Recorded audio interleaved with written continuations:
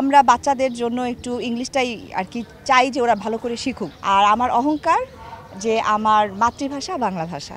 আমরা মোটামুটি ওয়াদাবদ্ধ চেষ্টা করব ভালো করে বাংলা বলতে যতটুকু পারি। আমার মনে হয় রাষ্ট্রীয়ভাবে যারা নাটক সিনেমাতে যারা ভাষা বিকৃতি করছে তাদের ডিসকারেজ করা উচিত। যে আমি কিন্তু টাইম দিলে আমি টাইম রাখি নাকি। জি জি জি আমরা নিজেরাই যদি বদলে যাই তাহলে সব কিছু বদলে যাবে।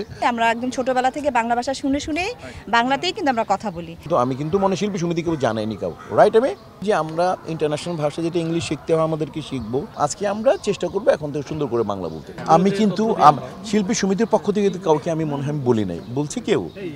তাহলে বলো ভাই, শিল্পী সমিতির পক্ষ থেকে আমি কিন্তু কাউকে বলি না, উইথ ডিউ রেসপেক্ট।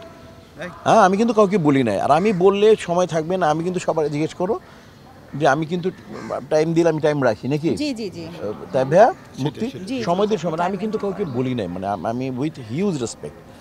অথবা তোমরা ভাবে খবর পাইছো, কিন্তু আমি কিন্তু মনে শিল্পী সমিতি কেউ জানাইনি কাউ রাইট। আমি জানাইছি আমি মিশা ভাই জানাইলে তোমাদেরকে 10 মিনিট আগে ইনশাল্লাহ থাকবো, না পারলে ফোন দিব তোমাদেরকে, বাইরে আমি জ্যামে পড়েছি আসতে পারতেছি না, এই ভাই একটু দেরি হবে, আমি তোমাদেরকে আমি জানাই দিই। এই আমাদের না, এটা তো করবে যারা স্টেক হোল্ডার। আমরা কী করবো? আমরা বাংলায় আমাদের পক্ষ থেকে একটা শিল্পী 500 শিল্পী এখানে আমরা কী করবো? আমাদের করার কিছু নেই, আমাদের করা ব্যক্তি এখানে ব্যক্তি ব্যাপার চলে আসে। সমিতির দেশ করবে, ভাষা নিয়ে দেশ করবে, যাদের দায়িত্ব তারা করবে। আমরা প্রত্যেকে আজকে সিদ্ধান্ত নেই যে আমরা ইন্টারন্যাশনাল ভাষা যেটা ইংলিশ শিখতে হয় আমাদেরকে শিখবো।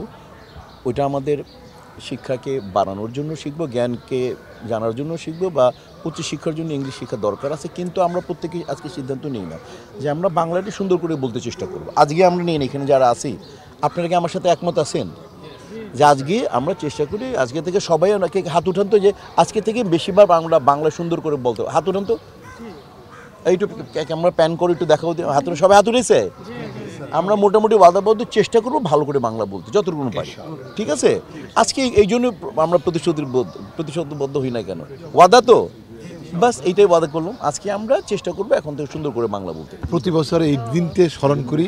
এছাড়া প্রতিনিয়তই করা উচিত। যখন আমরা বই পড়ি, পত্রিকা পড়ি, কথা বলি, তখন আমাদের প্রতি মুহূর্তে স্মরণ করা উচিত যারা রক্ত দিয়ে গেছে সেই মানুষগুলো, যারা পথ দেখে দিয়েছে, তারা আন্তর্জাতিকভাবে এই ভাষাকে স্বীকৃতি এনে দিয়েছে।